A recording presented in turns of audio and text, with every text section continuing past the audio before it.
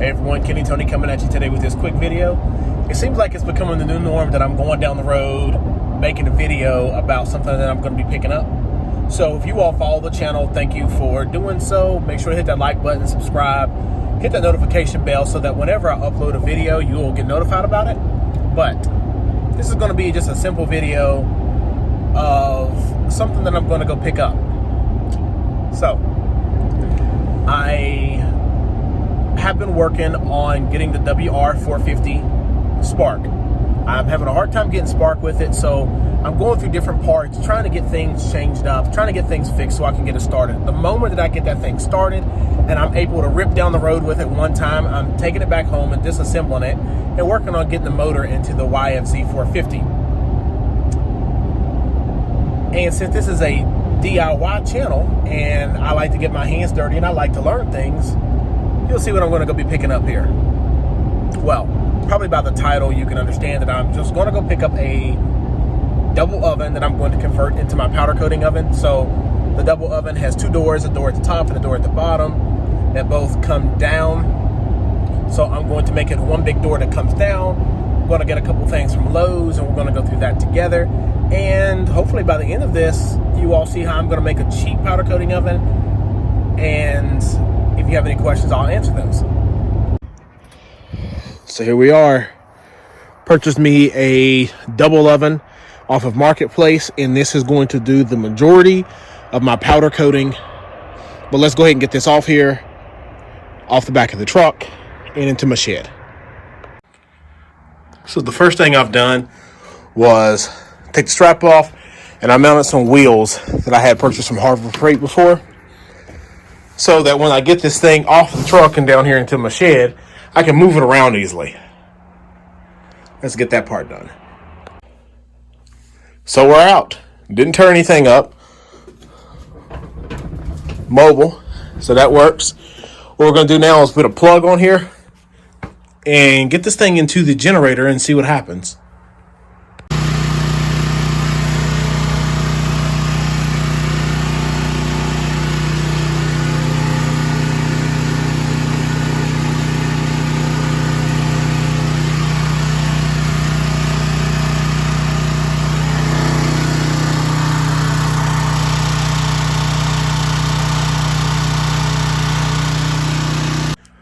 So basically, I just hooked my generator up directly to the plug that I had wired on the back of the double oven just to see if everything was going to work. And everything does work.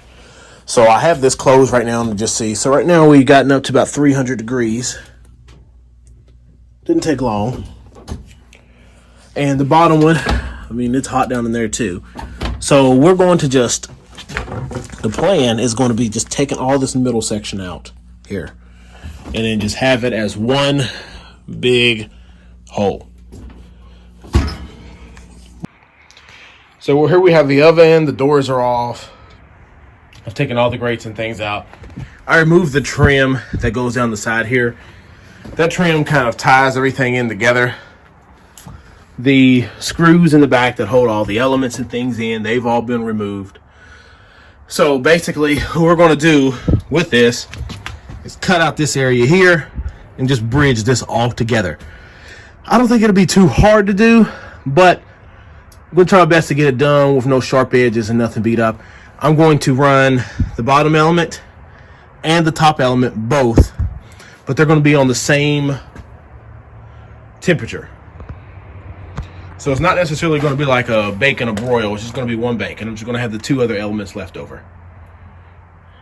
All right, let's keep moving along with this. Also on the back here is all the electric. So here's the different elements that have been disconnected with the wiring. The two lights. There's one here. The other one's down here. We're going to get all those disconnected and see if we can slide one of these ovens completely out. So the one oven box is out. The frame is off of it. So my plan is to split this down the middle, fold these ends straight up, and they're going to meet in with these parts here when I'm going to,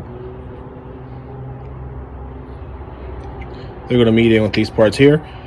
and they're going to just attach right across the bottom once I get it all measured out right. So now we're looking like a large double oven. So as you see, what else is there to explain about it? The parts that came across here, there were 2 beams, want to go across the top and bottom. Those were cut out on the edges and then put underneath here as far as bracing. I used the side with the holes in it here to reline up these bottom holes so I can make sure I have my height in each side level. But we're going to get the bottom portion put in and talk about what's happening there. All right, a lot has changed. So basically, we still have the bottom end, and the bottom sides are bent up, and they go up to about right here on both sides. In the back, as you see, it still has that little curve. It still has that little curve in it right there. But that's just what's placed in here. This piece of steel here was already in. It was the bottom of the top oven. So I just laid it flat in the back to fill in these different holes and issues that I had there. And pretty much the top was easy. I just cut the whole bottom off about 1 inch longer, and it just slid in there and bolted in. I just got various screws in here holding it in. Filled in a lot of the plugs that I had here with the bottom part. So far, this part is good. Now I just got to get the doors measured and put the elements back in, put one of the lights back in at the top, and see where we go. So here we are. We have the door standing up. Door has been spaced out. So one door, and it's been strengthened on the back side. I just used 2 pieces of aluminum. Nice and strong. Holds the door. Got a gap right there in the middle, which is no big deal. I'm going to put a piece of steel there. And I took the trim off that was on the door and put that on. It's actually a smaller one that was on the bottom one, so it's right there as well. And we're going to stand this all up and see if it can come up to temperature for us. Door is on. Put it all the way down. Just be careful because it is heavy, but it'll go all the way up and stay. I am going to use 2 clamps to kind of make sure that seal is on there good, but we're good. We're golden. Gonna put a thermometer there and see if it can get up to temp for us.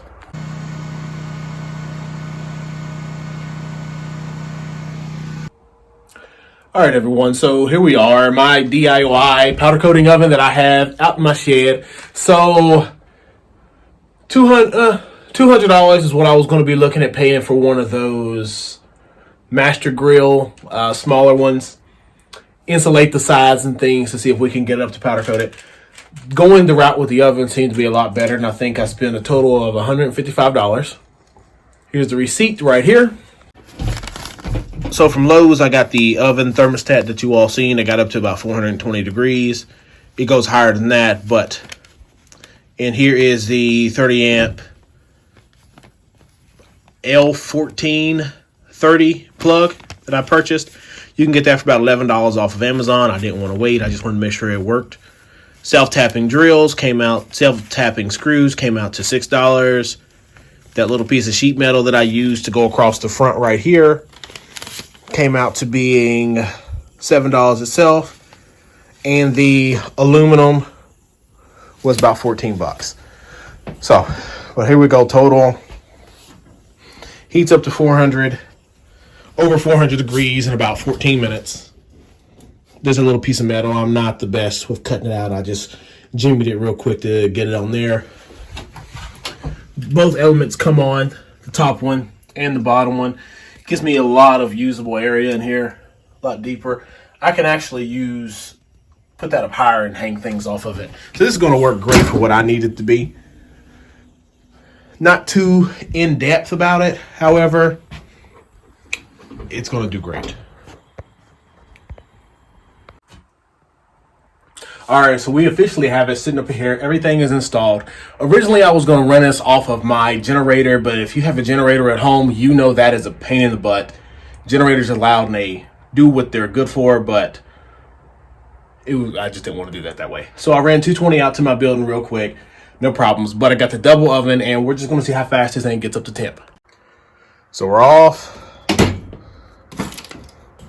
Nothing on. Cold. We're gonna go ahead and put it up to 400. And we're gonna see how long it takes it to get there. All right, so here we are. We have it set at 400 degrees, a little bit around 400 degrees. The cycle light just turned off. We're at, what is it, 11 minutes or 10? The inside is now close to 400. Basically, I would say this thing gets up to temperature in about 10 minutes. That's awesome. Going to be working amazing for me, and hope to get you all plenty of content using this coming soon. All right, everyone. So with this powder coating oven, I'm going to just do every single thing that I see on here that I would normally paint. I'm going to try powder out. It's going to be a heck of a build. It's going to be a heck of a job.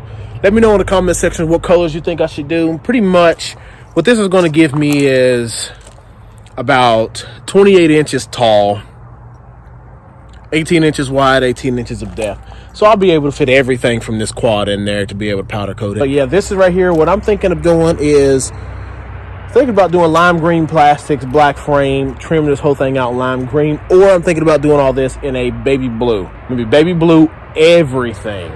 Frame, swing arms, A-arms, Nerf bars, front and rear bumper, or lime green everything with white plastics and a lime green graphic on it. Almost too much. Same with the bead locks and everything, you know, do bead locks or do the rim circle and everything. But let me know what you all think. Thanks for checking out my content, everyone. Make sure to hit that like button and subscribe.